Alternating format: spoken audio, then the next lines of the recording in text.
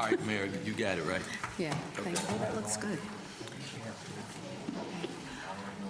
Thank you. We're going to begin with our FY 2027 Budget Workshop number 2. So I want to say good afternoon to everyone. I hope everyone has been having a great day.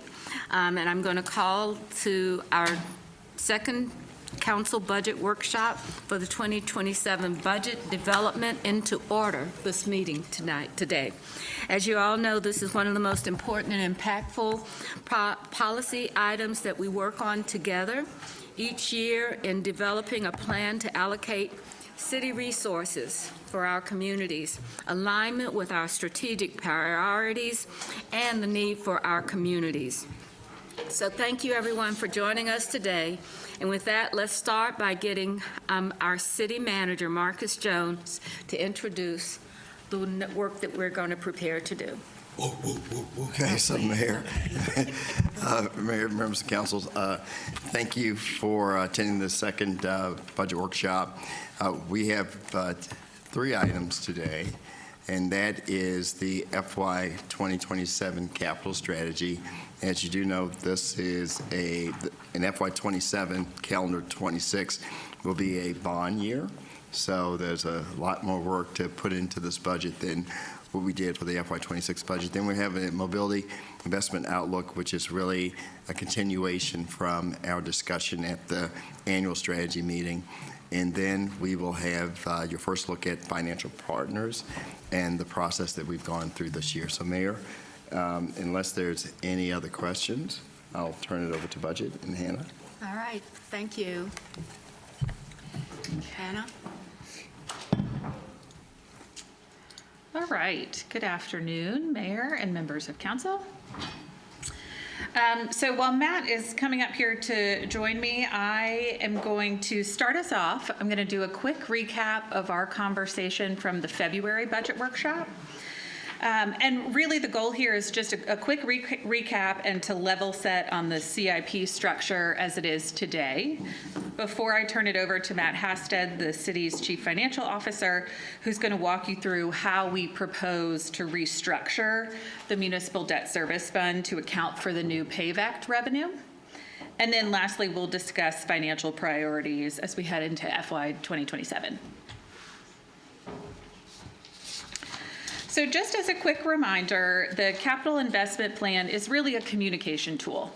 It's how we communicate with the community what our plan is for the next 5 years in the capital expenditure space. So year 1 is adopted, that's locked in. The 4 out years are simply a plan. So you revisit them every year. The capital investment plan includes various kinds of projects, and each one of those projects is born out of studies, data, plans, and community feedback.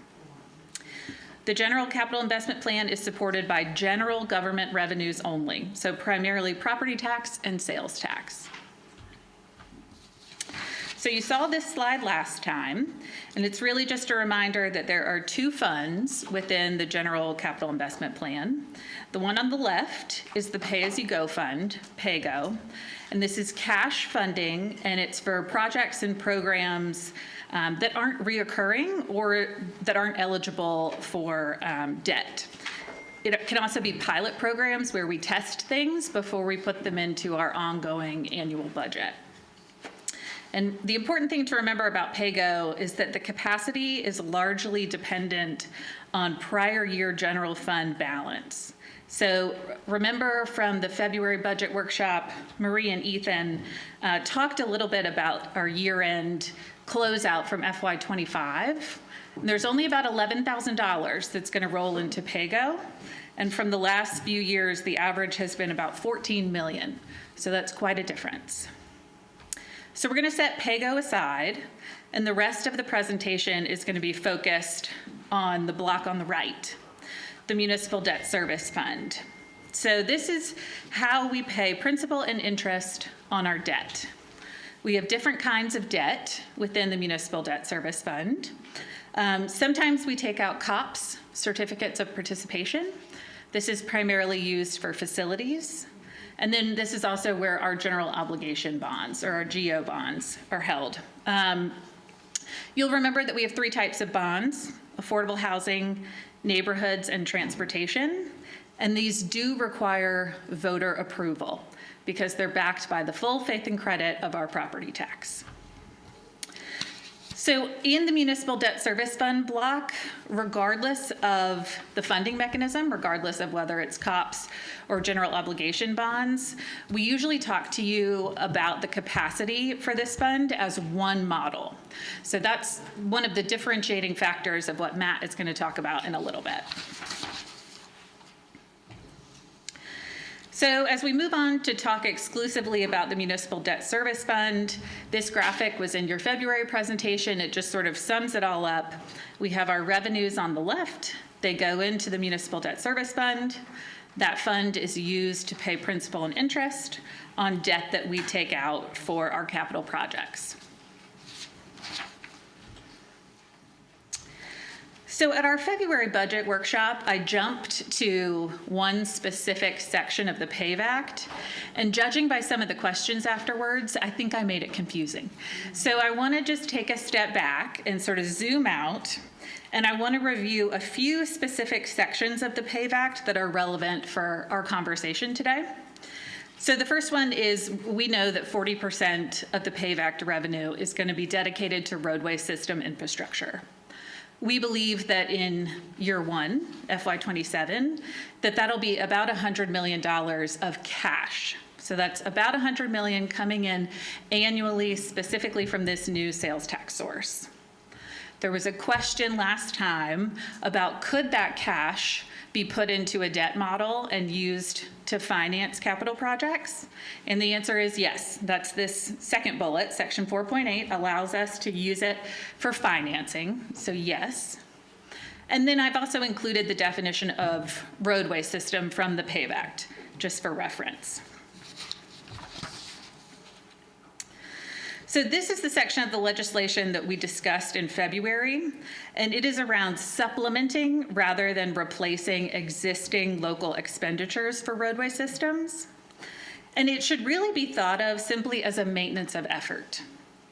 But I've included the full language for reference if you're curious about how local expenditures are defined in the PAVE Act and how we're asked to calculate this maintenance of effort.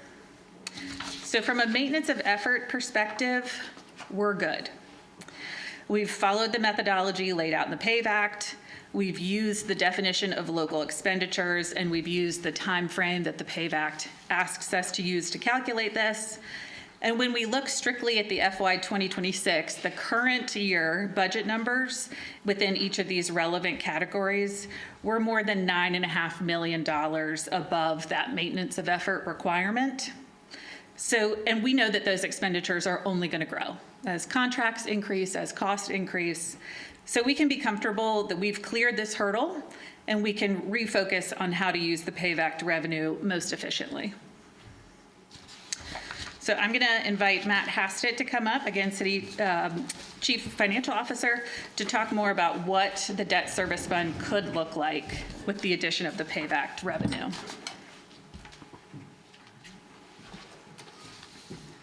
Thank you, Hannah. Again, Matt Hastett, CFO for the city. So this is a slide that was also in the previous budget workshop, and I'll say this is a slide that, if I'm presenting, there's a decent chance you're going to see this slide in some form or capacity, because it is one that I simply love. Because I think it's really important to always highlight the fact that whether we're talking about, the neighborhood, hospitality, or affordable housing sort of facilities bucket, hospitality, aviation, it's always under the umbrella that is the City of Charlotte City Council, because you are setting management practices for the entire city, and it really all funnels back up to the manager and the policies that you're setting on a global scale. Myself and some folks from finance were able to go to a transportation utility conference just this past week with representative from Charlotte Water and Aviation, where we met with investors, and we're talking about the practices and policies of this council and how important that is to them. And one of the things that I remember when we were at the strategy session, that the manager talked about the debt that CATS currently has, a department of the city, and how that has to be handled, and that it is backed by the city. And I'm going to take it even a step further, that whenever you're looking at debt from the city, whether it's general obligation debt, facilities, aviation, it is always City of Charlotte water and sewer revenue bonds. It is City of Charlotte general obligation bonds. It is City of Charlotte debt, and that is why people are interested in that debt in the market. And it's being traded on the, we don't necessarily think about the city as a public, public company, a public, people are buying and selling stock on a regular basis. But our bonds are being traded on a secondary market based on, whatever an investor may do. And they're buying it on the strength of what this council is doing day in and day out by setting those practices. So whether it's today or in the future, by maintaining those sound financial policies, that's what really helps the long-term capital programs that we have. And just wanted to walk through a little bit. Hannah already did this a little bit, so I won't go too far into it, but always I think it's important to sort of reference that we do have a couple different types of debt when it comes to the general governmental side. We have the general obligation bonds, and this is, as Hannah said, is used for the transportation, neighborhood, and affordable housing. And then the installment financings, which we normally or historically call certificates of participation. They also go by limited obligation bonds. Those are the exact same structure as far as you're going to the market. General obligation bonds are always going to be the lowest cost of capital, but they are a timely process to go and getting voter approval. Because we're pledging the fact that if we ever need to raise property taxes to make a debt service payment, we need the voters to support that. So that's why we typically use those for the street, neighborhood, and affordable housing. And it's also, for a lot of those, we don't really have a asset that we own completely by ourselves like we do for an installment financing for a certificate or participation, because those are primarily our police and fire stations that are our own facilities. We're able to pledge the actual assets that we're financing to investors as that actual collateral. So it really helps us. And even sort of just looking at the general obligation process, we're talking about that now. That'd be adopted in the FY27 budget, so adopted in June for effective in July. It doesn't go to voters until November. Then the Board of Election has to certify the results, and then we actually have to release the budget. So it becomes a pretty long window as opposed to the installment financings that can simply come to City Council for approval. And all debt comes to the City Council for approval, and is also approved by the Local Government Commission, which is a part of the State Treasurer's Office. We also use interim financing. So these are what we use on a short-term or construction basis financing, and we've used these extremely effectively across a lot of our capital programs, from water, aviation, and our streets and neighborhood and programs. And what this allows us to do is essentially have a line of credit that we're able to draw down against as we have actual expenses. So we are only paying interest on expenses. We're not borrowing money up front with the thought that we might be able to use it. We're only paying interest once it's time to actually have real shovels in the ground or design work that we're ready to pay for. The only real difference between the bond anticipation notes that you've seen more frequently in commercial paper that you're starting to see a little bit more is bond anticipation notes are a privately placed and negotiated transaction, or commercial paper is a publicly available traded instrument.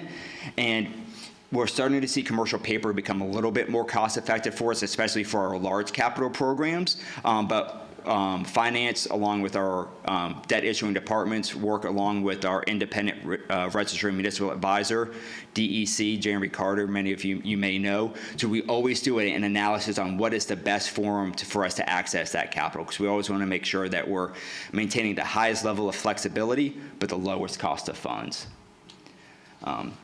When we look at the steady state model, and this is what the manager brought to us in 2018, that's been a fantastic way for us to really plan out our capital program. Instead of having to do a tax increase every time we want to maybe start a CIP program, we're able to sort of maintain a level, steady state of funding for both our street, neighborhood, and affordable housing programs and our public facilities. So, we've typically probably averaged around sort of a $220 million all-in, 170 for our streets and neighborhoods, and about $50 million for housing on that side. But it is always a point in time analysis. You've seen that sometimes it can go up a little bit if revenues are going up and maybe go down a little bit. But a couple of the really big drivers on that are the revenue, the spend rate, and the cost of funds.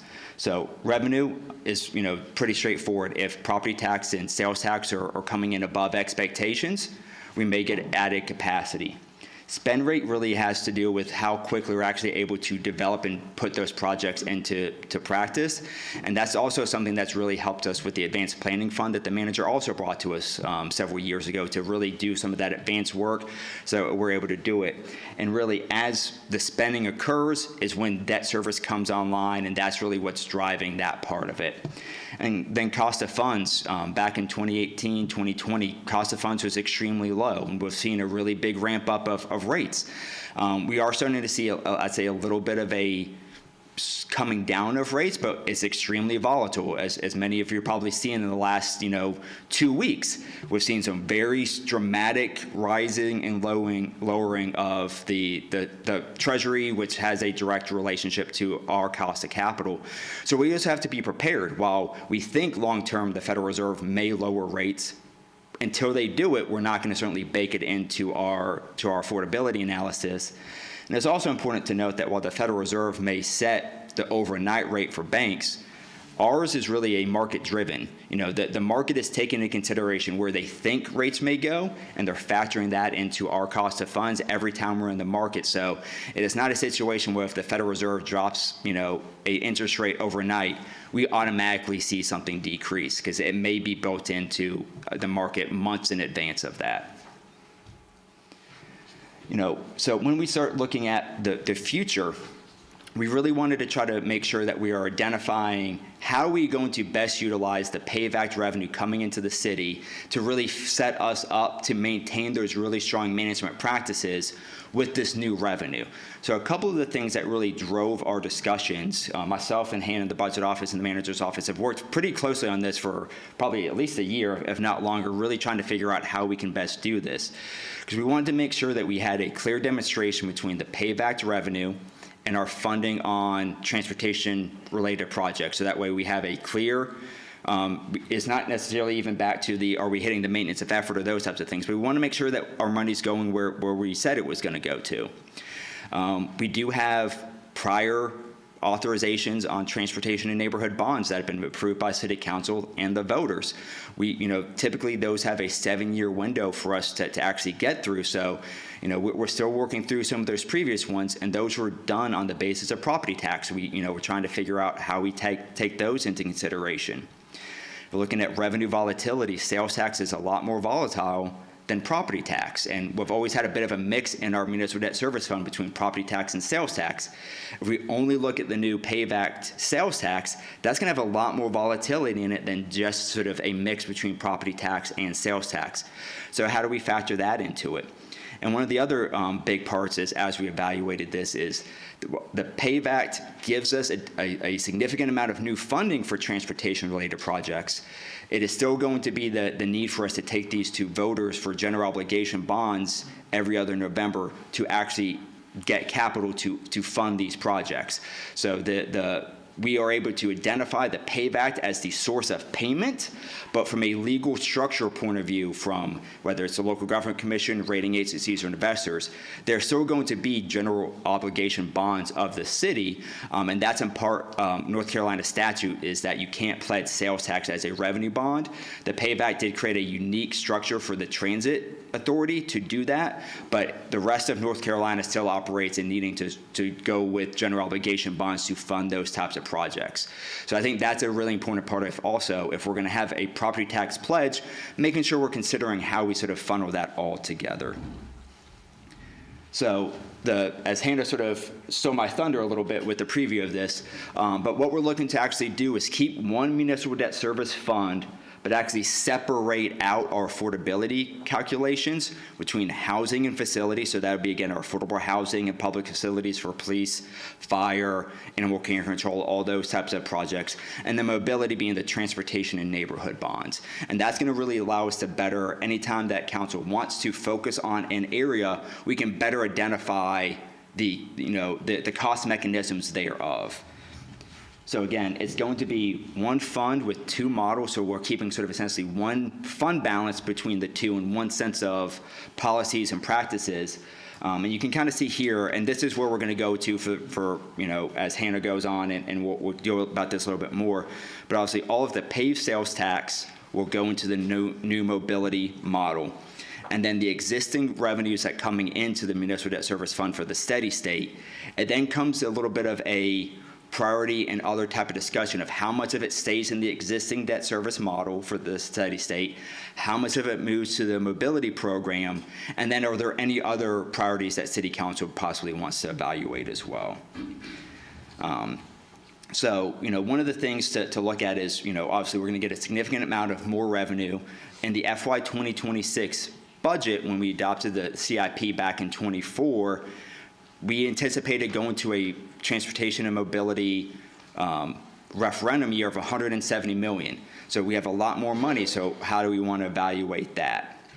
On the spend rate, right now to get through our current authorized and unissued projects that City Council is already committed to, we're looking at about $100 million a year on simply, not, again, excluding the PAYGO, but just the debt-funded portion of our steady state is about $100 million a year.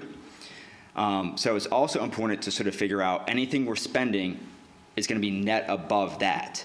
So how does that sort of factor in from both a organizational capacity and then the overall construction market capacity as well?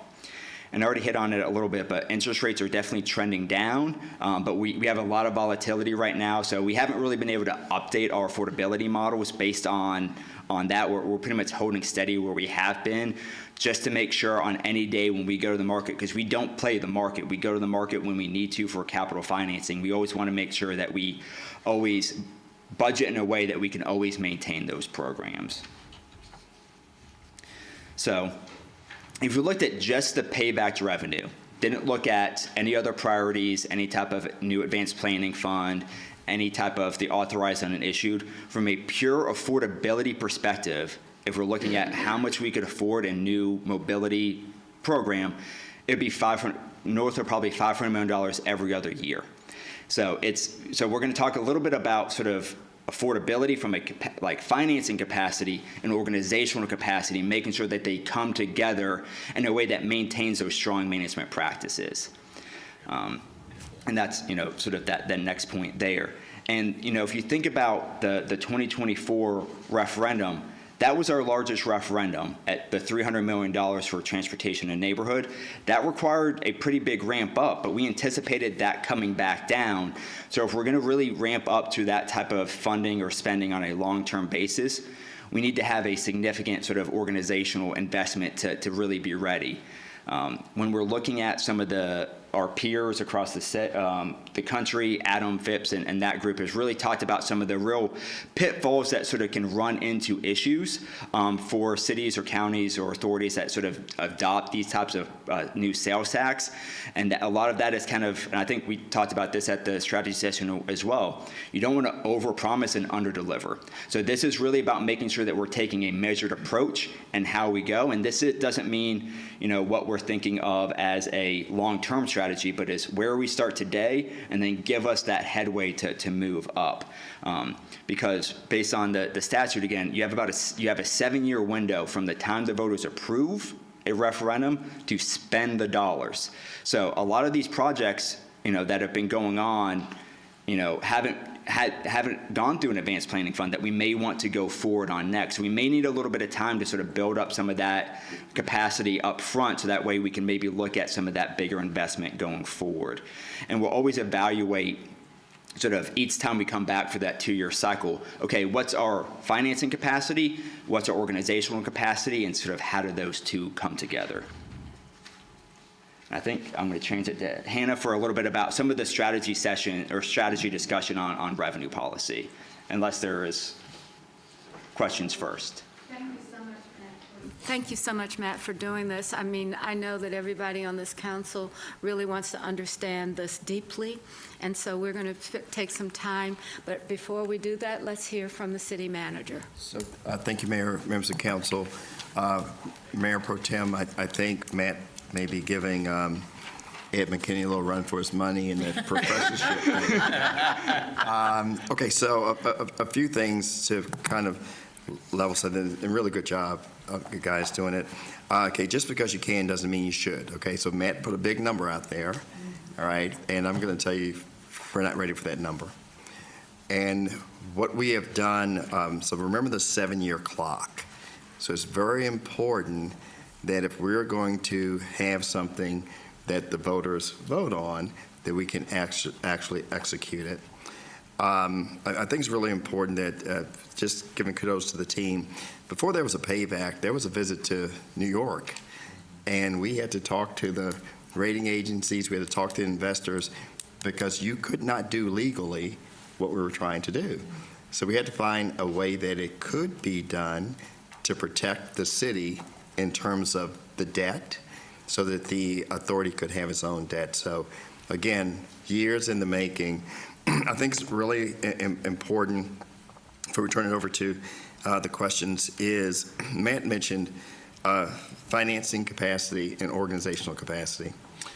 So we are really excited about SIAs, and we could prove that we could put $55 million into infrastructure over a 2-year period. There's a lot of bags in a lot of people's eyes because we didn't hire any new people. We took people off of their day jobs, and we moved them into this pilot proof of concept. So as we move back, it would be not good if we thought that those same people could all of a sudden deploy 300 million, 500 million. So there needs to be a ramping up of capacity from our, from a staffing, whether staffing consultants, but just the ability for project delivery is so important, because the last thing you want to do is have people approve a bond and then we can't deliver the project. So that's a little bit about the financing and a little bit about the staffing. Okay, thank you. I've got a list already, and so let's, I promise you I will. Ms. Ajmer. Thank you, Madam Mayor.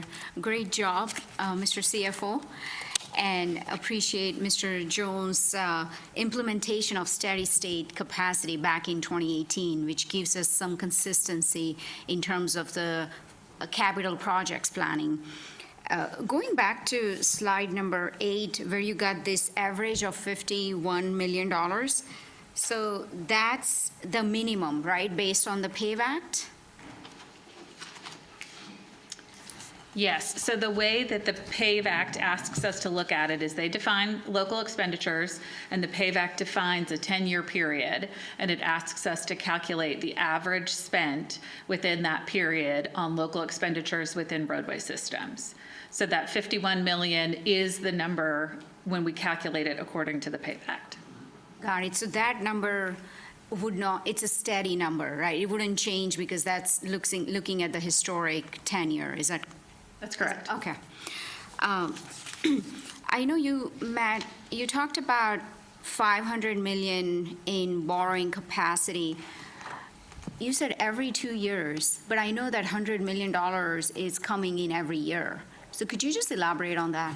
So if you look at sort of what your sort of ability to capitalize, if you get $100 million each and every year coming into the city, basically how much you could bond that out over basically creating a new steady state that is only for mobility. Again, this doesn't take into consideration any of our old projects, any of our other priorities, but because basically you'd be ramping up a brand new spend over, that 7-year window for each new bond. So, if you look at 26, 28, 30, and sort of going out forward, you could afford on that $100 million, because that would be turning into debt service. So that $100 million becomes debt service to support those projects, and that $100 million grows over time as well.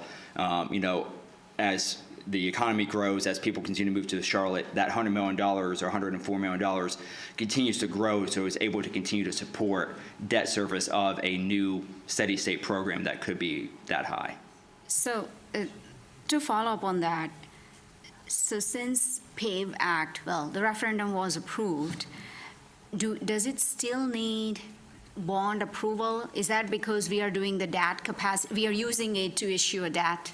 So because we are going to be issuing the roadway type projects at transportation neighborhoods using general obligation bonds, that necessitates us going to voters for their approval each time we want to do the requirements for us to get a bond referendum approved by the voters anytime we pledge our full faith and credit, and from a modeling perspective, we can identify internally the PAVE Act paying for it, but the legal pledge requires us to get voter approval. That makes sense. And this $500 million includes both steady state, the mobility, transportation, as well as the housing and... This specifically is just for on the mobility. mobility side. Oh, wow, okay. So what is our steady state number for the other 176? That doesn't... So I think that's going to be actually part of the second half of this conversation, Okay. because a lot of this is going to be policy-driven decisions, and I think that's actually what we want to get some feedback today to figure out kind of how do we want to balance all the different, and that's another reason why we felt it was important to break it apart so you can really have strategic decisions on all the levers to make sure that we're identifying what the priorities are in the best way. Okay, and one last question. In terms of, I know you're recommending 300 million. So does that include, does this take into account some of the reimbursement that we are incurring from, for MPTA? So that would be separate. That's more sort of the transition operational cost, I believe. This is really at just the sort of looking at just the mobility, and that 300 number is just the transportation and neighborhood portion that we're recommending. Okay, that's all I have. Thank you. All right, Councilmember Kimberly? Thank you, Madam Mayor. Thank you for the presentation, and I appreciate that we're only partway through, and I do appreciate very much the opportunity to ask a few questions that came to my mind and are just causing me to be a little fixated. Can you help me understand, as I look, and I'm glad we're on this slide, is the general fund where I would find any set-asides that we have made for residential or business displacement with any of these projects? I think we heard at the retreat that, you know, we're going to be doing some pretty bold things with this money, and there's going to be some consequence to that along some of those corridors. Can you speak to that? So, go ahead, Mr. Jones. So I'll take the first shot. Councilmember Owens, if Rebecca were here, but I'll give it the best shot. $100 million bond that we had in housing in the last bond cycle, a great portion of that is related to anti-displacement. So when you start to think about some of the things we'll do around anti-displacement, it wouldn't be in the... Exactly. Yes. Okay. That's what I thought that it was, because I know that when we were talking about the PAVE Act, and I would get that question from people, is there a portion of this that is allocable to displacement? And the PAVE Act didn't address that. And so I guess my question is, what sorts of assumptions, this is probably a takeaway for the housing folks, what sorts of assumptions are we making? Because this is a lot of growth.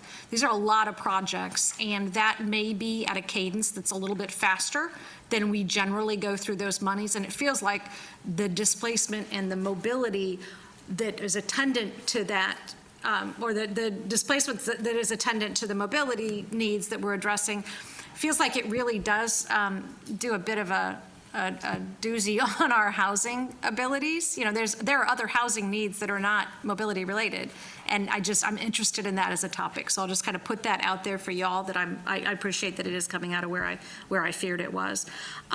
What sort of, you know, as I think the city manager said, that, you know, these are a long time in the making, you know, these budgets. What sort of assumptions have you, if you have readdressed them, since we've got a war going on now and we've got increased prices, gas prices are up, everything's going to be up, I assume, pretty soon if it continues to go on. Have you made any sort of calculations in light of the change dynamics right now? So I'd say on a cost of funds access in the capital market, it seems to relatively be up and down. So we haven't had to change any of our assumptions there. We may need maybe Ed or the general services folks to sort of talk about the cost of sort of inflationary pressures on the capital program. But I do know that going through COVID taught the city a lot, and manager certainly can jump in. But I think it taught us a lot of how to address some of those sort of big shocks on inflations and making sure that we're building in enough on the front end to make sure we can still deliver projects. Well, and I'm glad you said that. One of the things that I have heard from a couple of constituents was questioning around the amount that we keep in reserves and how we generally have a double of the number that is generally accepted to be what AAA should have. That feels like, based on your experience with COVID, we are well prepared, would you say? I would say that's really one of the hallmarks of the financial policies, whether it's us, aviation, water, maintaining strong reserves and liquidity allows us to address those short-term shocks and give us time to adapt to any long-term impacts that we may need to. Okay. Well, thank you. I appreciate that. No more questions. All right, Ms. Anderson, you're up. Thank you. Thank you, Madam Mayor, and thank you for the presentation. A couple questions around our organizational readiness, right? So you talk about capacity, and I understand that we sort of stood up a team of teams to demonstrate the execution of the $55 million for CIAs. But where are we as it relates to organizational readiness? Because I think that is really the linchpin of our ability to execute on this cash windfall that we're having. So, Councilmember Anderson, we will absolutely positively be ready. So what we will need is some enhancements in this FY27 budget. So there are two pieces to it. One is, are there any things in our processes that are not best practices? So the first thing we have to look at is how efficient are we in moving projects through. And then the other thing that is important is we'd have to look at just capacity in general, whether it's in procurement or whether it's in transportation, whether it's in our mobility office. So it's our intention not to ask for a big CIP and if we ask for that, we would pair that with the staffing level or the contracting level to enable us to execute. Okay.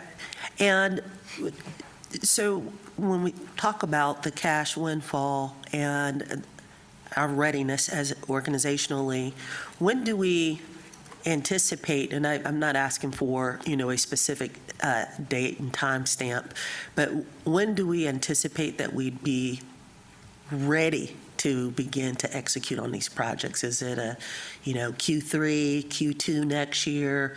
When can the public feel like, okay, the city is beginning to take action with these dollars?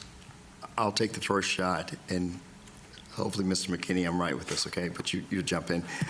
There are some projects that are shovel-ready, and those are the first projects we will attack, right? We're already in 30% design. It's just been we didn't have the money. So we feel confident with that. The other thing that's really, really important, that we'll have a CIP that has many of the elements that we have today: sidewalks, Vision Zero, bike paths. So what we will be doing is things that we have already done. They're in some level of design. The funding just comes in, and now it's time to implement and execute. And some of that will be ramped up. Okay, good. Do we have any type of reporting requirements at the state level that we have to demonstrate that we're executing the roadway dollars in a certain way? Well, not reporting specifically, but, of course, the state auditor could come and investigate how the funds are being used. And so that's why we have been so diligent and thorough in making sure that we have tracked everything according to the PAVE Act to a T. So we could be audited, yes. Okay. I just think that's really important to bake in early on because we know effectively someone's going to come and ask us, how are we executing on, it's a new model for the state. There are other areas within the state that want to execute this type of model. So I say we bake that in early on. And the last thing I'll say is that there is a lot of volatility in the market right now, but given the kinetic activity going on in the Midwest, and some of the signaling to the market. I think potentially some of these inflationary pressures might settle down, within a 6 to 8 month time frame. So if we're not executing within the next 1 to 3 months, we might see the tail of these inflationary pressures begin to sort of settle, right? And in that way, we can make a better purview, a better perspective of the real cost for these projects. Thank you. I greatly appreciate the presentation. All right, Ms. Watlington? Thank you. I've got a couple of questions, and I'm really just trying to tie in the big so what, if you will. The first question, just because you've already started to address it, Mr. Manager, is as it relates to like operational excellence and project execution. Can you talk a little bit about the strategy to actually identify the gaps in the value streams? Yeah. So, Councilmember Wallington, that's been my, fight with my team over the course of the last month, which is a good fight.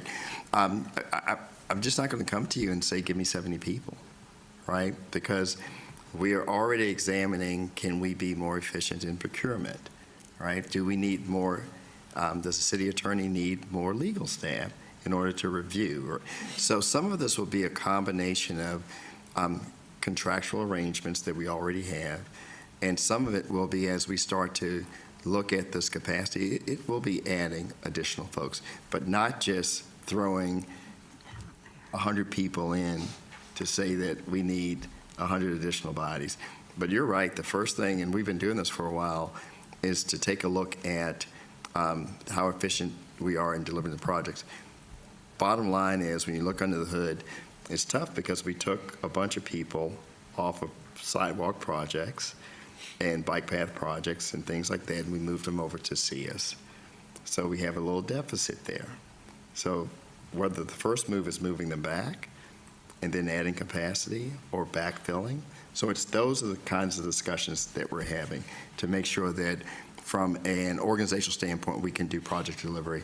And I'll do a spoiler alert, we'll have a project delivery team or project delivery office because we have to do something differently.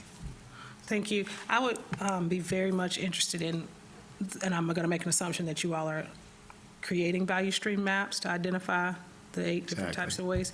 I'd be interested to see what that looks like, because there may be some efficiencies that could be gained through technology investment rather than necessarily labor, right? I agree. And other means. So not sure how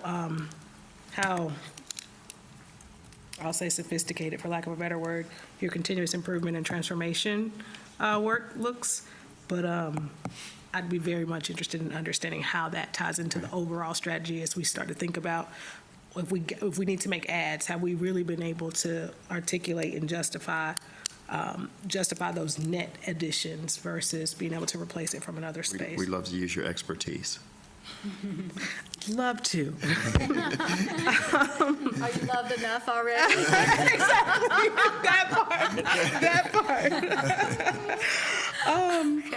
And then my second question, I'm going to try to articulate and help me get there.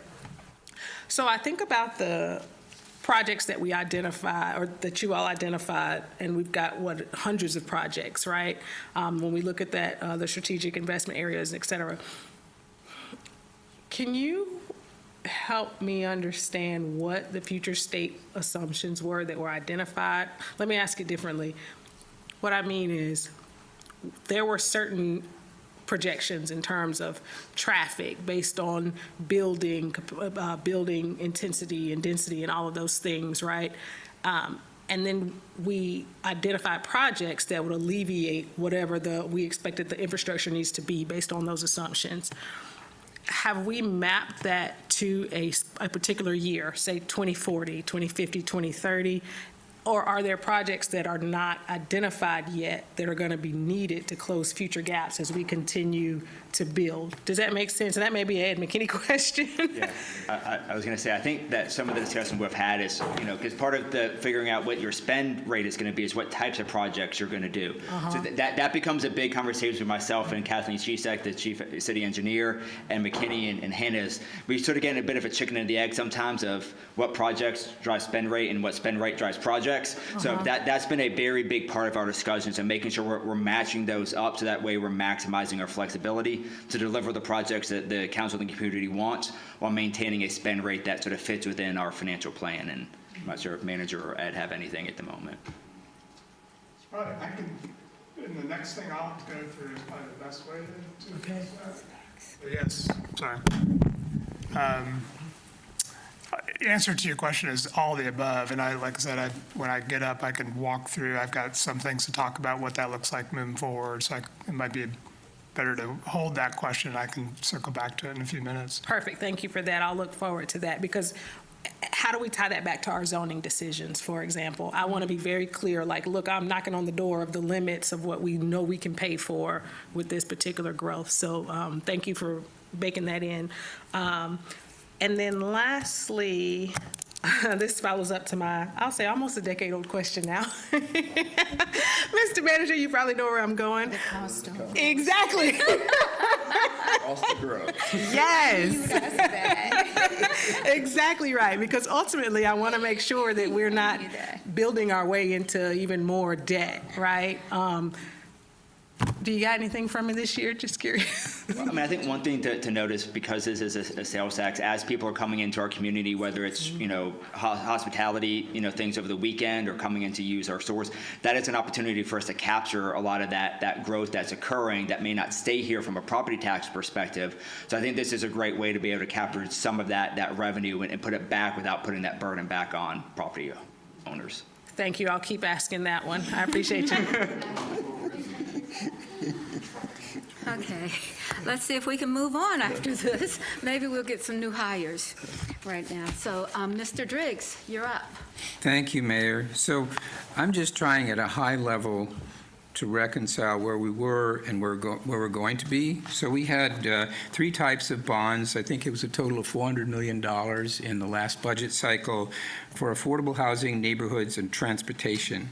Now, is that transportation money the road money? Right, so that's the money that's the subject of this slide 8, right, talking about what we're spending. And then on slide 19, we have... Wait a second. Anna? Can I clarify and just make sure that I understand exactly what you're asking?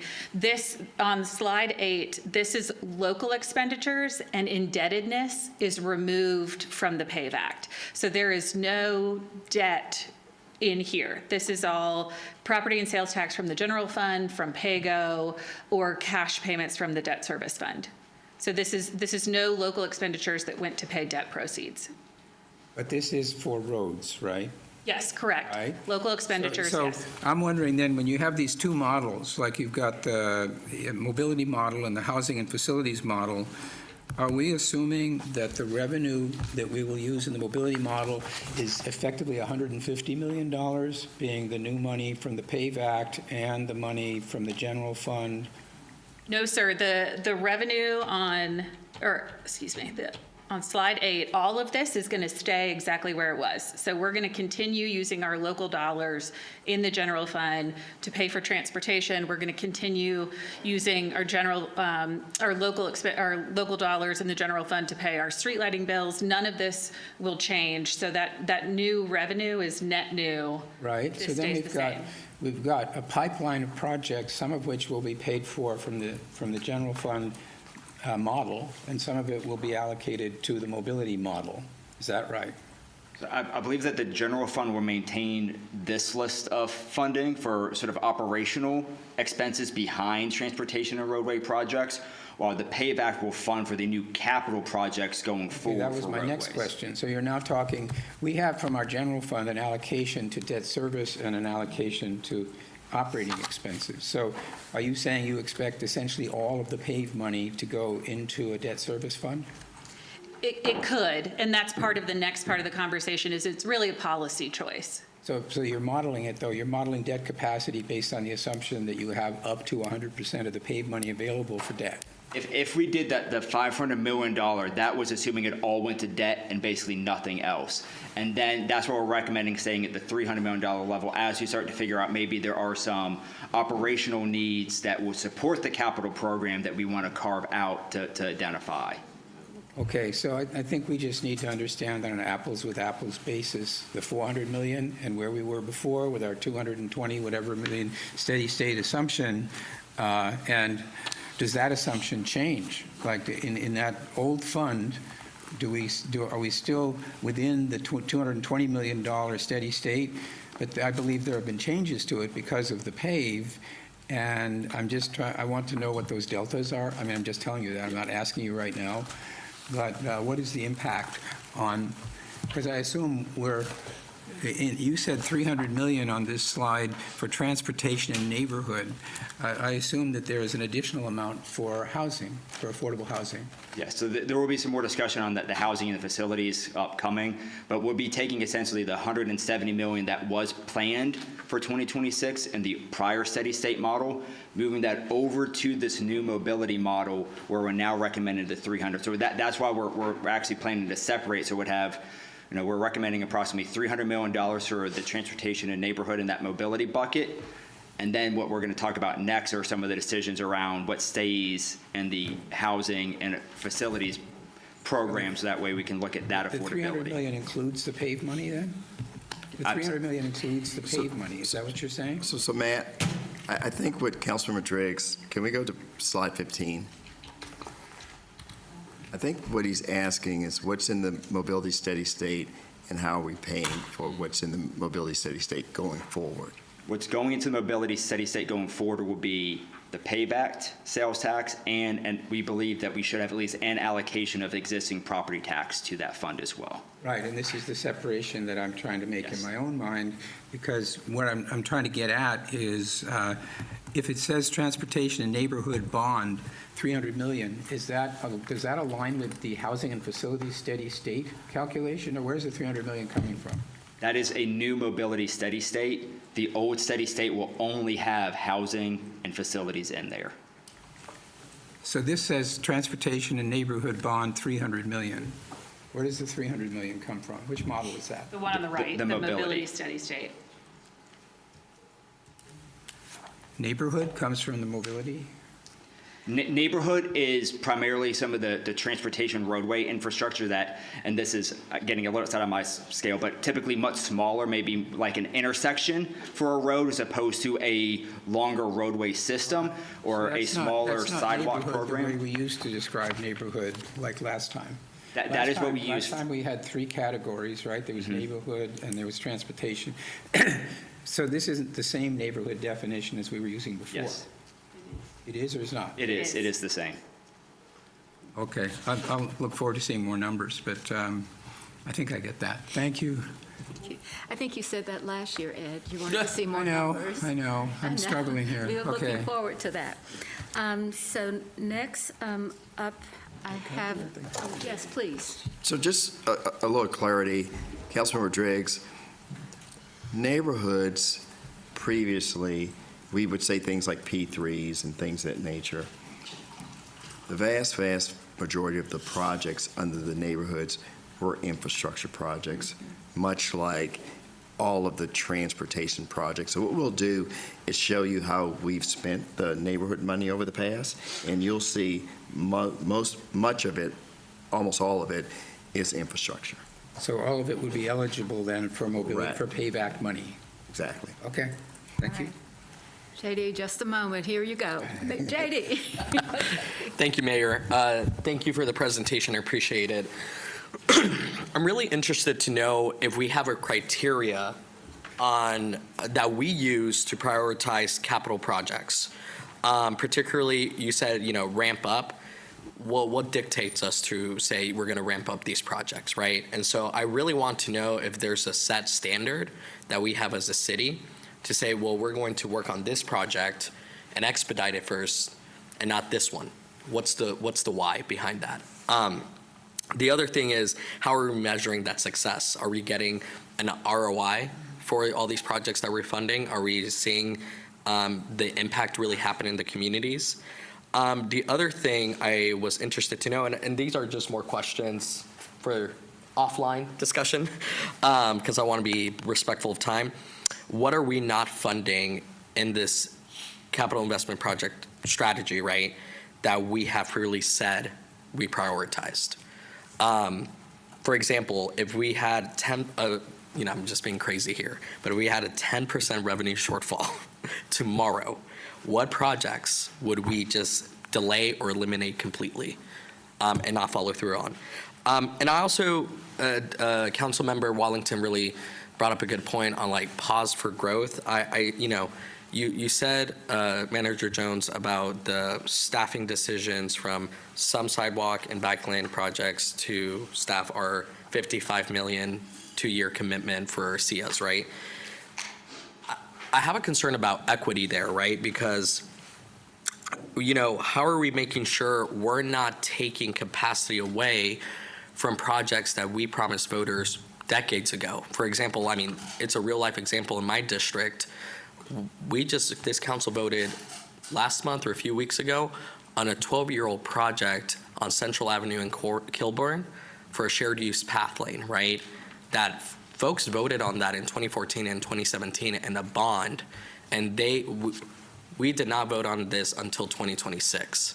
So I think we might be chewing more than we can take sometimes, and I can appreciate this council and this city's approach on keeping up with the pace of growth, but I'm always concerned about the inequities of moving too fast. So pausing and thinking about smart development and smart growth is essential for me, because I don't want us to overcommit and overpromise on these infrastructure projects and then have voters wait 12 years when we promised them let's say, this was supposed to be 2 shared use path lanes on both sides of the street, and now it's only 1, right? Because we incurred inflation costs, rising costs of construction materials, et cetera, and then they were given just a smaller scale project. So I just want us to keep those things in mind. Thank you.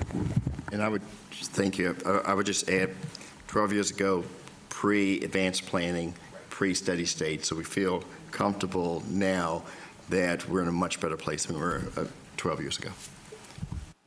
Councilmember Ashmere. Thank you. Mr. Jones, you are absolutely right. I remember the Cross Charlotte Trail. And I think we learned some critical lessons there in terms of not choosing winners and losers and really delivering on what we had promised. I remember Council Member Mayfield and Mitchell, we were part of that, and Mr. Driggs, we were part of that, where we had to make some tough decisions because a lot of these projects didn't go through some of the vetting that it goes through now. So I certainly appreciate, so I have a lot more comfort now when I tell constituent this project is in our advanced planning design that we are going to deliver, because we can now put some certainty around numbers and how accurate that number might be with the variance that's there. But a couple of questions in terms of the mobility steady state. I just want to make sure I get this. So we get 500 million capacity based on that $100 million sales tax revenue every year. But you also mentioned that we will also include what is minimally required based on the PAVE Act, which is $51 million. That's minimum. So the mobility steady state would include that 500 million steady state capacity every 2 years plus 51 from the general fund, or would that be different? No, ma'am, that would be separate. Okay, so the 51, it's not like a capital, it's operating. Correct. Okay, but it will still fall under the mobility bucket. It's still spending on Mobility. transportation and Yeah, roadway at the systems. end of the day, see, when you're talking to a resident, it doesn't matter whether it's coming out of operating or capital, they want to just see that they approved sales tax for transportation and infrastructure, that it gets spent on the transportation and infrastructure so that we keep up with the aging growth, infrastructure, as well as make new investments. Can I? Yeah. So, thank you, Councilor Ashmira. I kind of look at it as two things. One, that $50 million in the PAVE Act, it was designed so that you couldn't take the new You money couldn't zero out. and all of a sudden pay for stuff that you've been paying for all along. Right. So you're exactly right. We're going to pay for stuff that we've been paying for all along. Right. And then on top of that, We are have going to this- add yes. more. I get that. So I guess, when you look at the mobility steady state, it doesn't necessarily, it's a comprehensive number, because we're still putting our general tax money towards that. That just shows our commitment to the infrastructure and just the growth, just try to keep up with the growth. So the definition that it's in the PAVE Act for roadway system, is that the same definition we used previously for neighborhood bonds? I would say, and you guys can step in, we are going to make sure that we use the definition that's in the PAVE Act when it comes to using PAVE Act dollars for these projects. So then in that case, I will certainly, because I know the roadway system does include some of the CF goals that we have, especially our infrastructure when it comes to some of our CF goals. And I know that we haven't always had funding for that. So I'm sure that we will consider that moving forward to ensure that we are meeting our CF goals aggressively, using the dollars to meet the infrastructure needs. That's all I think. All right, anyone else have a comment? Okay. What's our next step, Mr. Jones? We're back to Hannah. Back to Hannah. Now we get to Policy. have revenue policy. That's right. I love policy decisions, Yes, they're ma'am. so Okay, Clear. Hannah Bromberger again, Deputy Budget Director. This is the last section, and then Professor McKinney is next. So I will try and be quick so that you can get to him, but I do think this last section is going to answer some of the questions that we just had, so hang with me for another minute. So this last section, it draws some connections to how all of the general revenues are ultimately connected, and how resource allocation should be directly linked to your policy priorities. So Matt showed you a very similar slide illustrating how the PAVE Act revenue within the Municipal Debt Service Fund will only go into the mobility model, and that other general revenues on the bottom will flow into both models. And that's for rating agency considerations and for some other reasons. But there's two differences in this graphic that I'm trying to illustrate. First is sort of this arrow up on cash-funded mobility projects. And so I want you to know that you can choose to cash fund mobility projects. You don't have to put it all into the debt service model. So think of this like choosing to increase the allocations to relevant PAYGO projects. Or think of it like increased advanced planning pool for more mobility projects.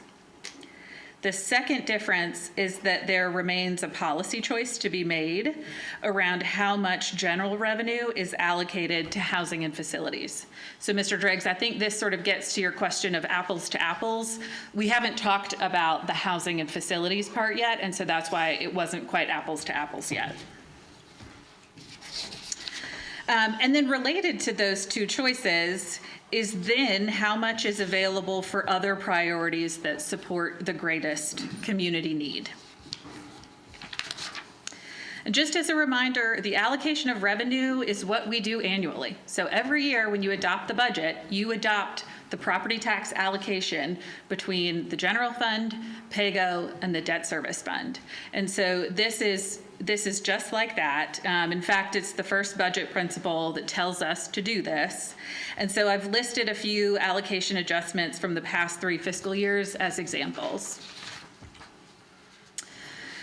So as I prepare to wrap up and turn it over to you for discussion on your funding priorities, I have just a couple reminders of where we are today in the CIP. So first one is on the housing bond side. Remember that we had $50 million bonds between 2018 and 2022. In the 2024 bond, we increased that to $100 million, but not without taking some action. So we had both a property tax increase and we pulled forward out-year capacity in order to facilitate that $100 million bond.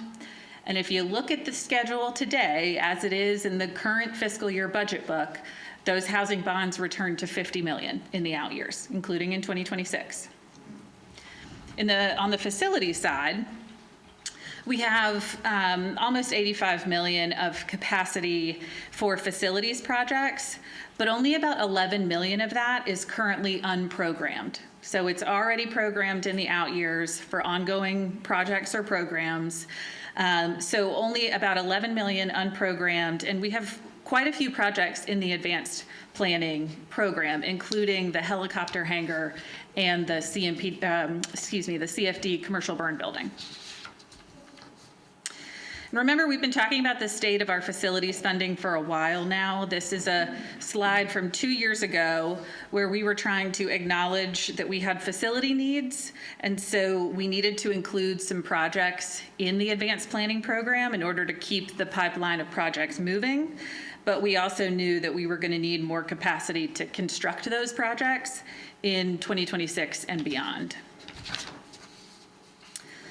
And then lastly, all of this information is just repeated from our February workshop, from the presentation that Marie and Ethan gave that was focused on our general fund. And we know that our growth in expenses is outpacing our growth in revenues.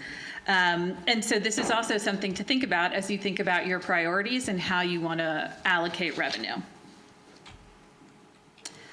So Matt and I are happy to answer any questions that you may have. And we would just like to hear a little bit about your funding priorities as we head into FY 2027 and resource allocation.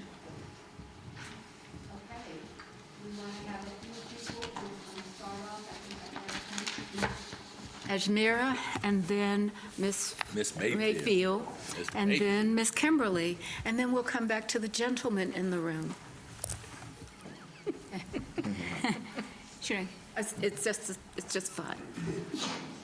Who's going first? We're going to go, Dimple's going Okay. first. She Thank you. asked first.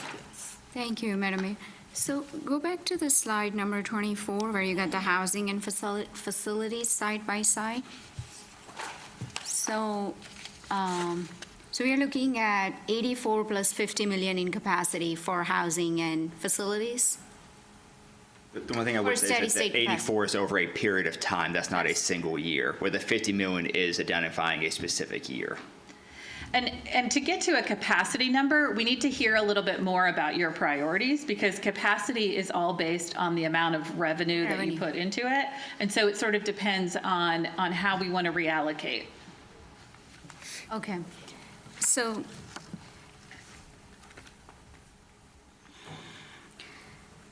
in the past years, how much did we allocate towards capital?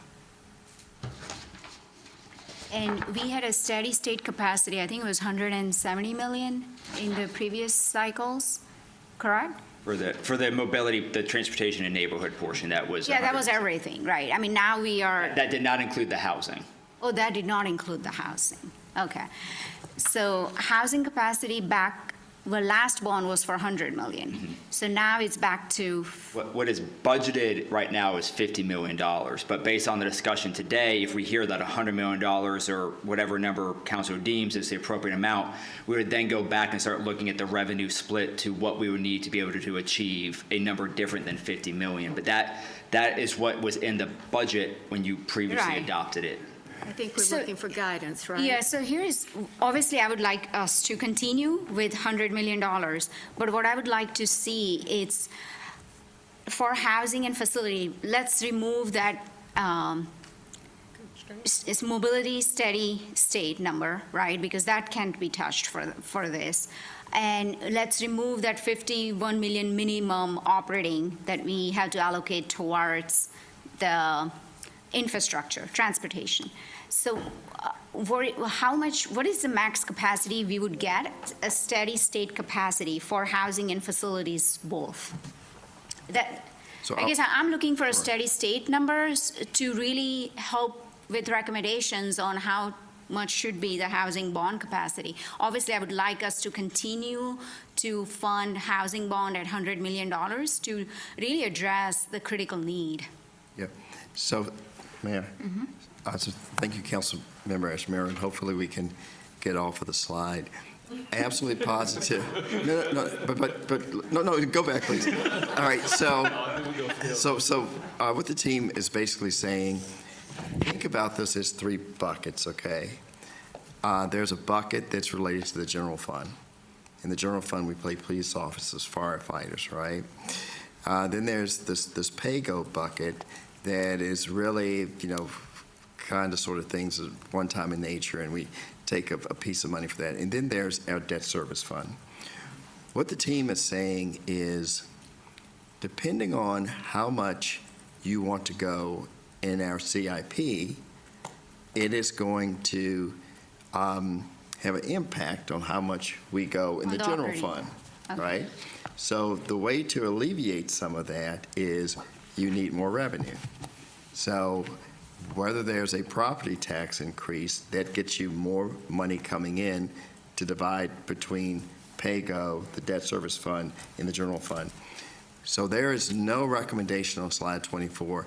It's just facts, what's in the budget. And that's the beauty of having the budget workshop, because we will leave today with some direction about what you would like to do in the CIP, much like we had some direction at the retreat about what you would like to do with pay in the operating budget. Okay, so let me follow up on that, Mr. Jones. Previously, without the property tax increase, we had a number, right, that would give us the capital, because a lot of our general fund is fixed, right, because 60% of it goes towards public safety. There is very little wiggle room there. So what I'm trying to get to is what's that wiggle room without the property tax increase currently, like we had in previous years. Sure. Right? I mean, that would mean that number would be both for housing and facilities combined, but at least that will give us an idea. Yeah, I'm sorry. So I think I'm going to be close, but you can land the plane. So we had a steady state. Within the steady state, it was 223, 220. 24 was an anomaly, and each time I say it, I think I irritate Councilmember Driggs, because we've pulled forward front-loaded. capacity to prove that we can deliver projects. So that 400 million, I think 237 may have been, 238, I think, was transportation. And I think that's what you're asking. How much was transportation? How much was neighborhoods? And how much was housing? That's right. And then with the cops, not police officers, the certificates of, we need a different term, certificates of participation, we do those over a 2-year period. Did I get that right? And so she wants to know that number, the housing, as well as the transportation. That'll be your level set. I'd ask you to compare the 22 bond with the 26 bond. So to follow up on that, I know that 24 was unique because we did front load, right? But then also now we don't have the pressure we did in 24 because we didn't have the sales tax, 100 million that we could, all the 300 million came from general fund, right? From our property tax dollars. So I think having that number would help us. But at the same time, I also don't want to discount the facilities because I know that helps with the response times. Thanks to you all and Ms. Harris for providing some of the response times numbers. Certainly, we've done an excellent job with 911 calls being answered and meeting the benchmark. But when we look at the response times for arriving on site, arriving on scene, priority 2, 3, 4 are lacking. And I think the facilities, we cannot discount that because that helps. At our town hall last week, both chiefs focused on the facilities as well as recruitment and retention to help with our response time. So I also want to be mindful of that. So obviously, I think there needs to be more data given to us in order for us to come up with recommendations, at least for me. But I also read about, and I think we use COPS to also fund some of our fleet, like fire trucks, or do we not? You can. So I'd say when we build new fire stations, that's included in the cost of the building out a brand new fire stations. We also utilize basically an internal loan within ourselves to help finance a lot of our rolling stock right now. But you absolutely can use COPS or installment financings to finance police vehicles, fire vehicles, general services vehicles. And That's historically in the last several years has not been a part of that because we've been able to find a different funding source so we can maximize our facilities. I think that's fair, because we want to maximize our facilities dollars. But I will put in a plug for some of the recent media reports have reported on fire trucks and long delays that we have experienced after the pandemic. And I know that many here, Man in Red, have advocated for fire trucks, and just because I think a lot of them are having to deal with a lot more repairs.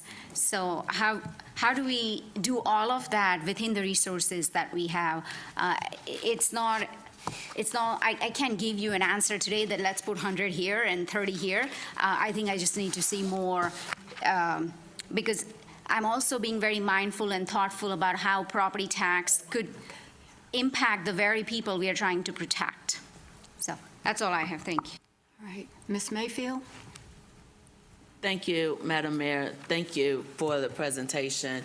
So what we recognize based on the growth that we're seeing and the multiple financial requests that we have received from community, although Dr. Watlington, myself, and Councilmember Driggs worked over our summer to come up with the allocation of the $100 million, that was not an easy task when we were trying to identify what buckets the money should go into. Today, what we're looking at is 2 weeks ago, we approved the final $3.5 million that was just in the NOAA bucket alone.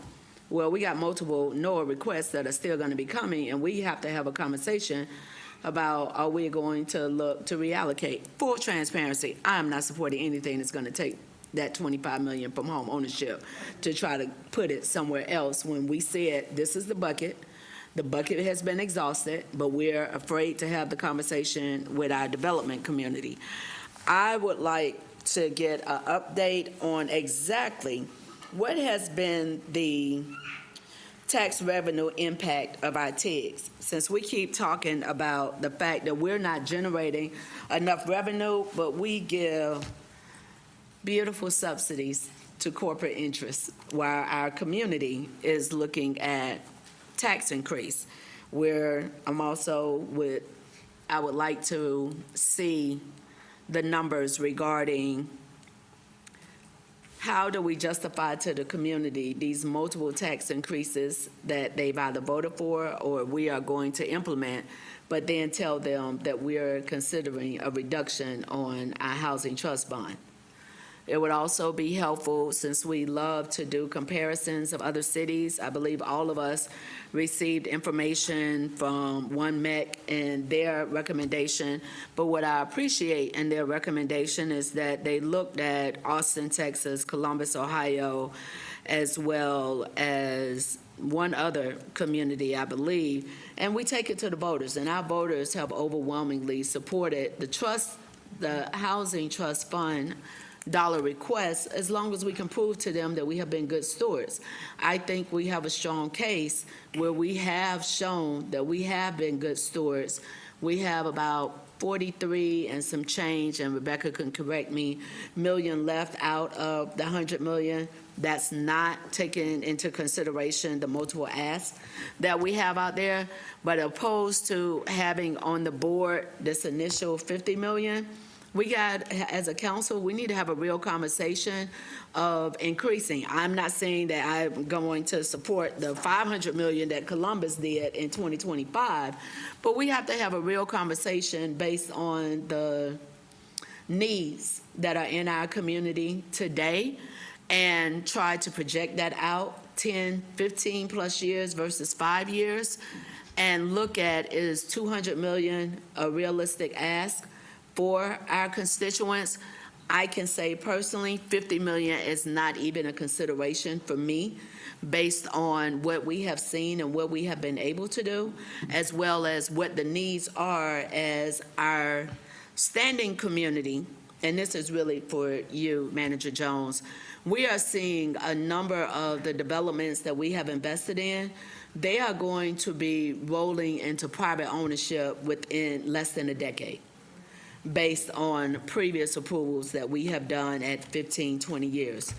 Others, our residents are being priced out of those units based on the individual units' model of increase and the impact that that is having locally. So I would hope to get the responses back on, again, what is the impact on our revenue for these tiers, exactly how much have we discounted and how much revenue is coming in to help offset these costs, because those are taxes that are not necessarily being paid at the level that we need.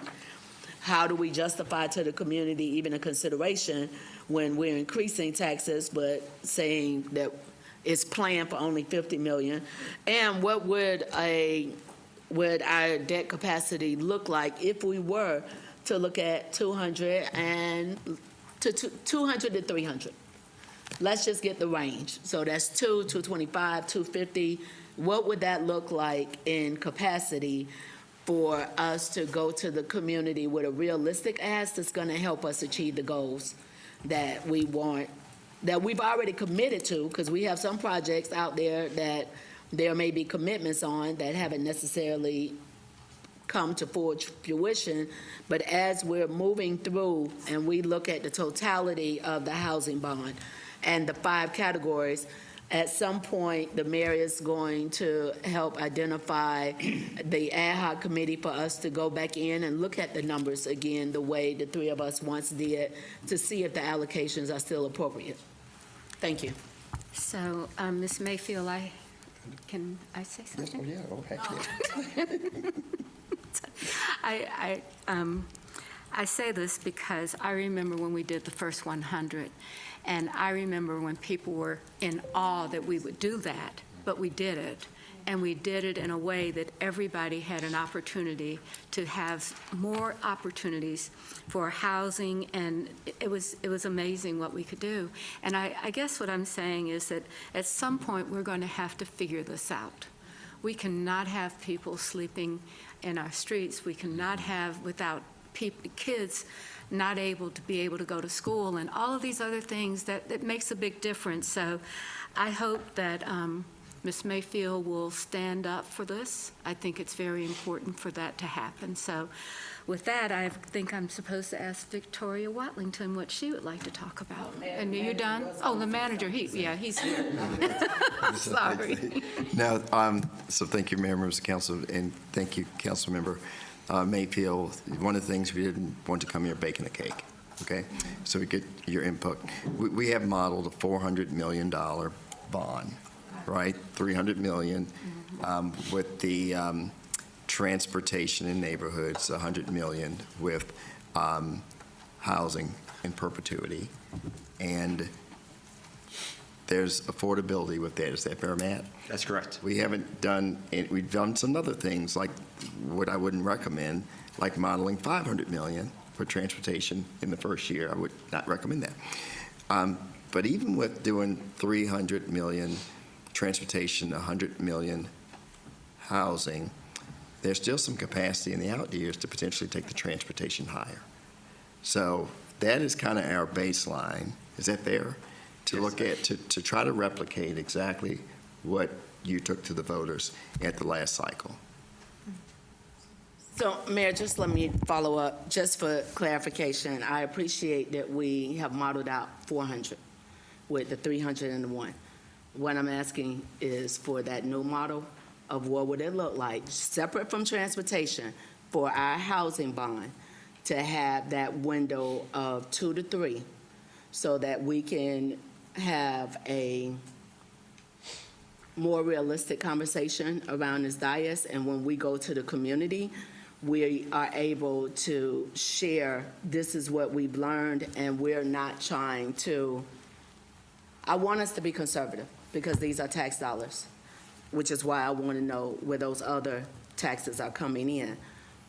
But we also need to be realistic about the needs that we're seeing in our community. And when we have cities that potentially are comparable, which is why I also would love to have that information, and they are able to have 300 to 500 million supported just for housing that cannot be utilized in other places, but that goes into the buckets that we've identified, I think we owe it to ourselves as representatives of multiple constituents in this community to do that work so that we can have a conversation that's going to take us into the next generation. Let's see, I think Ed, who is next? Ms. Watlington, right? Thank you. Okay. I think Councilmember Mayfield hits on something that's important to me, and it's really that operational discipline as a prereq to revenue requests, right? We've had this conversation for several years now, zero-based budgeting, and really understanding what are we already spending and how is that tied to our metrics, taking us back to our council retreat when we talked about what are the things that are important to us that we're really trying to move the needle? How did we perform versus last year?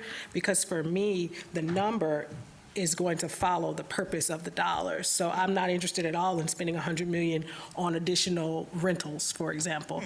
I would be very inclined to spend more money on home ownership. So for me, it's two things. It's how are we, to your earlier point, being good stewards of the dollars that we're spending. I think we owe that to our constituents every time we ask for an increase. Let's show our work that we're spending our dollars as wisely as we can, and that our metrics are delivering the outcomes we said are important. And I think we have to understand that there will never be enough money to deliver everything we want to do, but that's the importance of prioritization. And I think that that's the piece for me every time we get to this part of the year. It feels like we're kind of trying to catch up.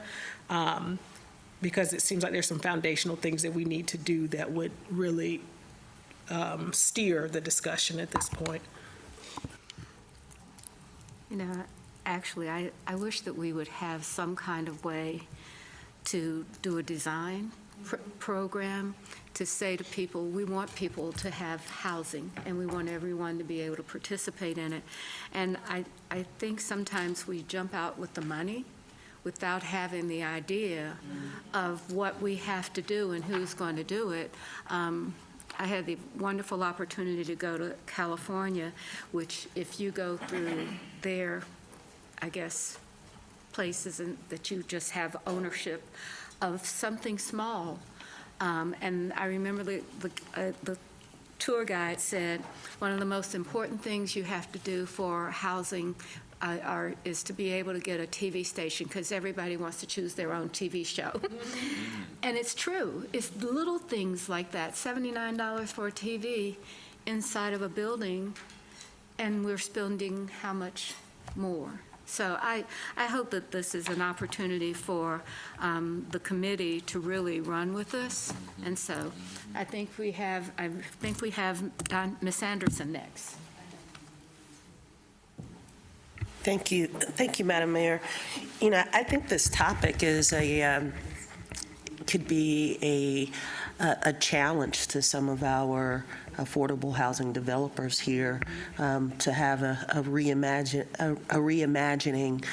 challenge to put forward where they can come with concepts around, you know, the art of possible, because there is a capacity, there will be some capacity opportunities as well, but they have a list of places and locations that they would like to put up housing. Let's have sort of a SWOT approach to some of our best minds within this space who understand it most, and then I think that could inform our conversation even further. But the housing conversation has to be had also with our mobility conversation, because on a monthly basis, we talk about infrastructure, the lack thereof, the choking of certain intersections and thoroughfares that really cannot sustain the growth. And certainly with an injection of, 2 to 3x of what we're putting out there, our infrastructure will feel it. So I think that conversation has to happen in tandem with some level of prioritization around locations throughout the city that might have a level of readiness before others without increased infrastructure cost. Love this conversation about housing, but are we only talking about housing here? Or are we talking about No, I think we have another couple of people that want to talk about something else as well. Okay, great. Well, I wanted to talk about on the right-hand side here of this slide. Seems like we're never going to leave this slide, but certainly advocating for some of the things that are on this slide, the CMPD helicopter hangar, the commercial burning building for fire, and of course, as was mentioned earlier, public safety is the lion's share of certain aspects of our budget, but leaning into public safety in a meaningful way is going to be critically important to sustain this year of momentum that the Chief Patterson has called this. So there's some really good things on this list. Our community advocated for the animal care control adoption facility, and so seeing that being able to execute, we keep Gateway Station top of mind all the time, but would love to see some update on any level of movement around that topic, because we talk about it quite a bit, but I don't really see advancement. Not to say that that's not happening, but I would love to just have an update on what that really means for an investment and how far it would go in this upcoming budget. And at a certain point, we're going to begin to talk about our support as a council, I'd hope. And so I don't know if this is the time to talk about that, but I definitely have some perspectives on individual council support, both from a constituent relations and communication support.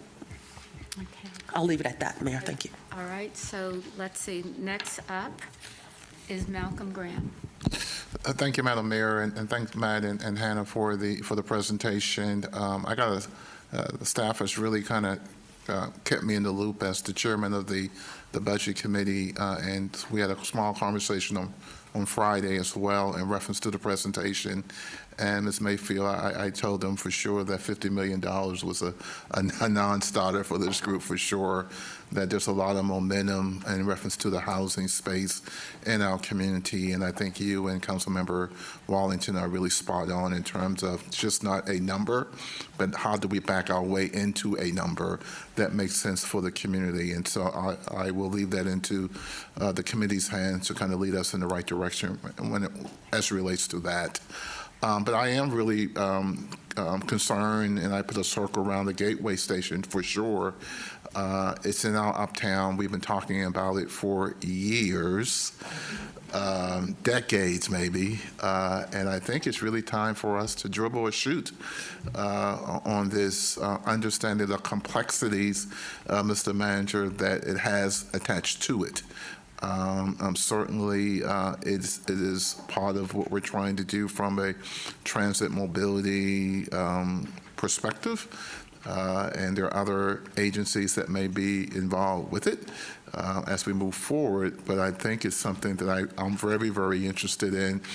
Thank you for the information they sent me, Councilmember Anderson, an update on that as well, because I asked the same question, where are we with it, and how can we kind of get some momentum behind it, understanding the complexities that's attached to it now and certainly moving forward. And as a side note, Mr. Manager, while not up here, I do have a passing interest also in the transit station uptown across from the from the arena in reference to just kind of having a vision for how those two entities work together, if they work together at all.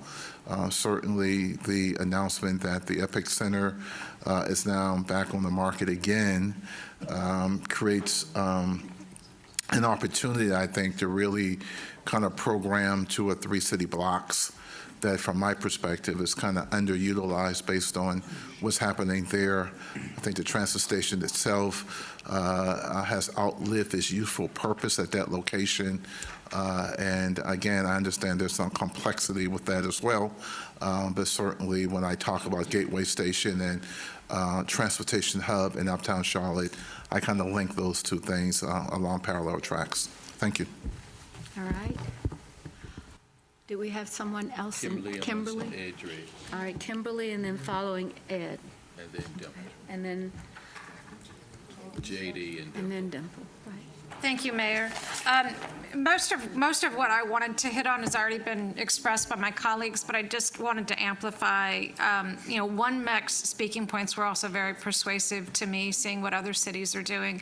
And then also, our time in DC and talking to other cities around the bounds of as Councilmember Anderson said, what is the art of the possible here, and what sort of challenges can we or should we be giving to our developer community?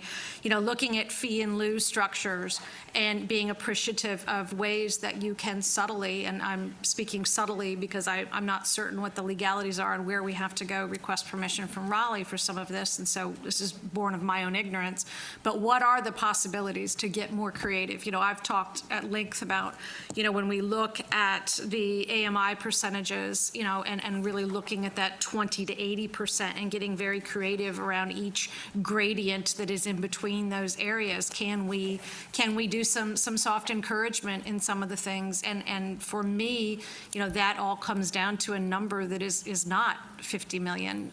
Years ago, when I talked to One Mac and the folks who are really in this housing space and some of our faith communities even, they're like, we think 200 million sounds like a good number. So I'm not comfortable with a number that would have that, particularly at a time where we've already identified that we are expecting some displacement attendant to building out the Silver Line. And so if that money is also going to be addressing those future needs as we look at mobility, I don't see how we can get there with a smaller budget number. So my priority would be on that.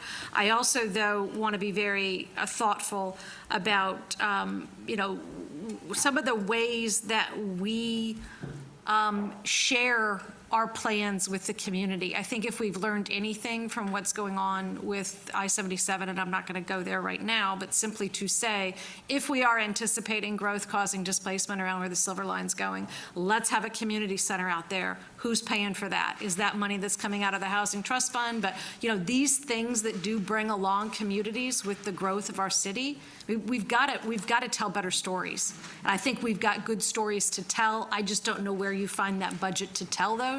But I think that getting out in front of anticipated pain points helps both our housing and our mobility story. So let's get it right. So that's it from me. Thank you. All right, JD. I don't know, Kimberly's been preaching over here.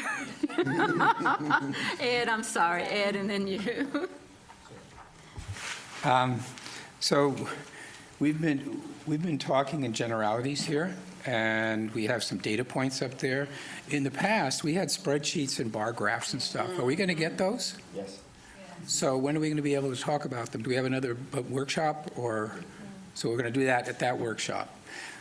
Because I think a lot of what has been said here needs to be considered in the context of trade-offs and so on. There's a certain increment in property tax that would be needed to service an extra $100 million of debt every time, right? So if you embark on a schedule where you're incurring $100 million of debt with each bond cycle for housing, then each of those requires another increment to the property tax. So I know we don't want to talk about tax increases, but I'm just saying we're constrained here. And the sooner we get to a point where a lot of what's being discussed can be laid out in terms of the context of our needs and the costs and the revenue requirements associated with it, the better, because I think what we're talking about now is principles. Thank you. Thank you. All right, Mr. Jones wants to comment? So, thank you, Mayor, council members, and Councilman Driggs. If we go back to slide 26, I think it's very important, and I'll own this. While we said what we talked about last time, we need to build on all of these things. So just as a little refresher as to your point, we already have a gap in the general fund starting FY27. There's been a lot of requests for police and compensation for fire, firehouses, response times, things of that nature. And I guess that's what I'm not doing a good job of. Again, those three buckets, you have the general fund, you have the pay-go fund, you have the debt service fund. And as we've explained each year, there's certain things you can do, how you allocate some of the revenue to those. If we oversubscribe revenue to the CIP, it takes away from capacity from the operating fund. So we'll figure out a better way of doing some of these trade-offs, because it's easy to say, I want this, I want this, I want this, I want this, I want this, but it's difficult to prioritize it. Okay. All right, JD. Thank you, Mayor. Again, thank you for the presentation. So I kind of want us to ground ourselves in the reality that a lot of our constituents and residents are facing, right? To make sure that we are set up for success when it comes to affordability and making sure not only people afford to live in the city, but also are able to afford their rent or their mortgage. And so I just want to go over some quick numbers to help us make sense as we continue to have conversations about potential property tax hike. The FY26 county budget approved June 3rd of last year included a 96-cent property tax increase, which amounted to an annual increase of around $37 a year. The city's budget last year, approved June 9th, increased water, sewer, storm water, solid waste fee and rates, which was an annual increase of about $87 a year for the typical household. 2023 property reappraisals caused 85% of homeowners to see an increase in their home valuation, the next revaluation being next year. Statewide homeowner insurance hike of 7.5% that went into effect last June, which caused an increase of $243 annually. Then you have auto insurance hikes of 5% statewide that became effective October 1st. And now the sales tax that was passed last year, which had is having a $240 impact a year to the average household. All on top of that, with the North Carolina corporate tax rate being sunset to 0%. So for me, to my other colleagues' point, and answering the calling and finding creative ways to challenge our developer community, I fear that we have oftentimes gone into a corporate welfare state rather than one that takes care of our residents. And so we really need to think clearly about not only our housing trust fund dollars, but also making sense when we are considering a property tax rate, which I'm all for. But in order to be all for that, we need to make sure that the growth that we're going at, the burden that we are giving residents, not only us, but county, the state, et cetera, makes sense with our investments. And that our investments, our budget, as we all know, that document is a reflection of our values as a city and as a county. And I want to make sure that this council knows that with the housing trust fund dollars, that it is reflective of those values to make sure that people continue to live here, not just the 157 that are moving to the region each and every day, but the folks that have been calling the city their home for generations. And if you guys will allow me to, the second bullet point, other funding priorities beyond capital. I'll pass this to my colleagues. A memo that was created by some folks in the Mayor's International Cabinet about the need of bringing back our international affairs. Here you go, Mr. Driggs. Which I think would put us at a competitive rate across other cities in the region that have often, Atlanta, smaller than us, has an international affairs manager. Jones, you have seen that. We had an immigration task force led by Federico Rios as well. Whether it lives in economic development or community relations or what have you, we need to give support to that staff. Because again, we are at a crossroads where have great services. Whether we deliver on those services exceptionally is another question, right? And as we all know, everything costs money. The other thing is making sure we're taking care of public safety, right? A lot of the reasons why we might consider a property tax increase is because we want to make sure that we are solidifying and improving our public safety. That means I'm all in support of the burn building, as well as modified duty positions to support injured firefighters and improve operational efficiency, and also giving them competitive salaries that match the rest of the salaries that we see in the Southeast. And with our police force as well. You know, we are a growing city, and we come with growing pains, meaning natural disruptions here and there. And then as well as, you know, economic development, funding our business district organizations. We have seen the fruit of their labor with Historic West End Partners and 5 Points, as well as Charlotte East with the Eastland Yard Sports Complex. And so as we continue these conversations, I want us to keep those things top of mind. Thank you. All right, is there anyone else that would like to speak? Ms. Ajmira. Thank you. Councilmember Mansour Ari has already started budget adjustments.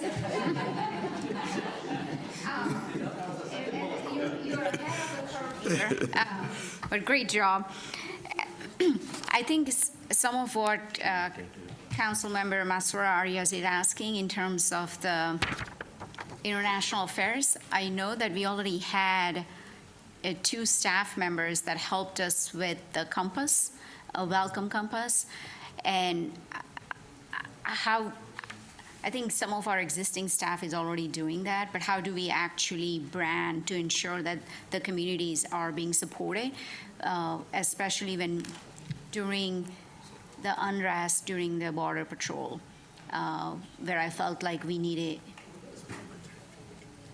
to fill void there in terms of the messaging.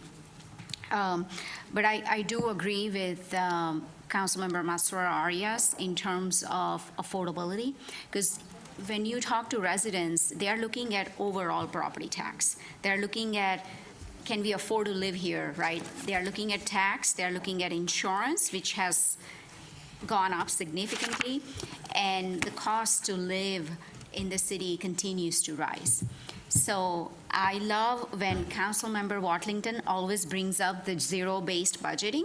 I think that should be part of our policy, because we need people to show that we tighten our belts just like you do every single year, year after year, that we are doing everything in our power to ensure that we are not just passing the buck. We are trying to figure out how are we being more efficient and effective with your tax dollars before we come to you and ask for more. I think times are tough right now. We are facing stagflation, right?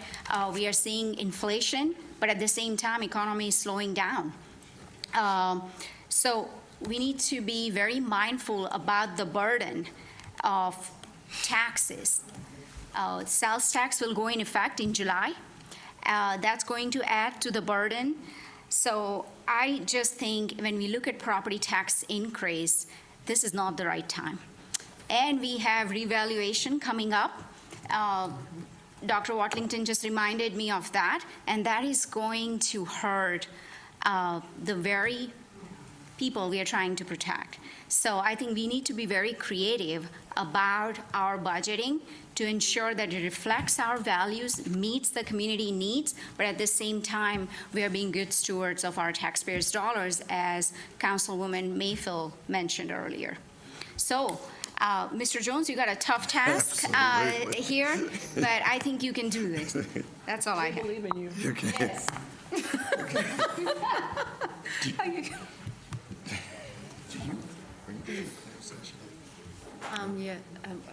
Yes, we are. Yeah, we do.